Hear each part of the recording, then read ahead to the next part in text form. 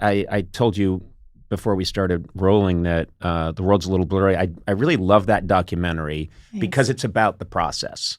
And I love anything that shows both sides of fame, success in a realistic lens. And what first of all, the gap between the journey between you two in a bedroom. You put a blanket over your head sometimes. I know. Bickering, you prodding, having arguments, arguing with your mom in the kitchen. And man, are you intimidating. I know. Billie, when you're mad, I have, a teenage daughter. I get terrified. So when I'm watching the documentary, it's as scary to me as any horror movie because you'll just shoot those eyes at someone and you're not even trying. You're just staring at them. And if I were your mom, I would jump out the window. I know. 16-year-old me is a scary thought. It's a scary sight to see. I mean, I think about myself and think about the people that I used to have to make them be put through being around me at that age. Subject and I feel very... Yeah. I can't even, it makes me sick to my stomach thinking about if I had to be around the younger Billie. It really freaks me out sometimes. Yeah. Scary girl. What about you? I mean, FINNEAS, you seem, and this is just from the documentary and performances, you seem like someone who doesn't lose his shit, but do you sometimes? Oh my God. Yeah. Oh yeah. FINNEAS is an incredible actor. Did you know? Incredible. So I mean, genuinely. Are we talking about like backstage? Are you kicking stuff? Are you smashing things? Ooh, should we tell stories? Yeah, I think that's what we're here to do. I was as a little kid, as like a 5-year-old, 6-year-old, I'm told that I was very explosive, and I have a infinite supply of rage. Yeah.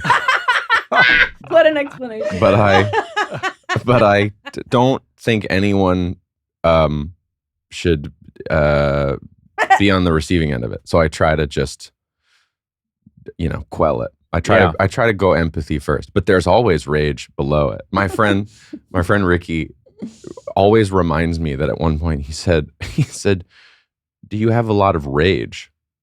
Which is a testament to like being around me too much, maybe to see me sort of at the Guitar Center staring off into middle distance.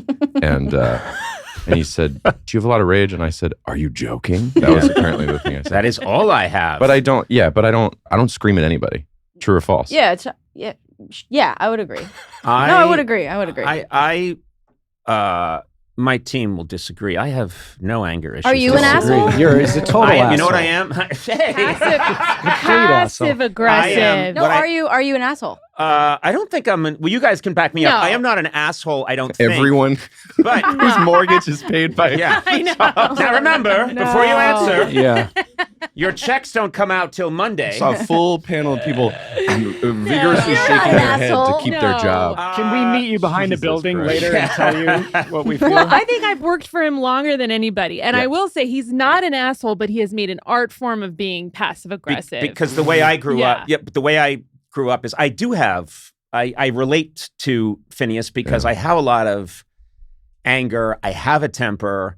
And I used to really get angry when I had a bad temper when I was a kid. Sure. And what I did is I grew up in a family very unlike yours where we weren't supposed to express Catholic? negative things. Catholic, we're not supposed to express, and no one was around saying, well, how do you feel about what just happened? There's none of that. Yeah. So there was nobody expressing any of that. So what happened was there's a lot of pent up anger. And what I learned is you could express anger in this, I could let it out like a teapot. There's a little hole that it's coming out, but it's shooting out at great force, and it's passive aggression. It's me saying, that sounds like a wonderful idea. And people are like, fuck.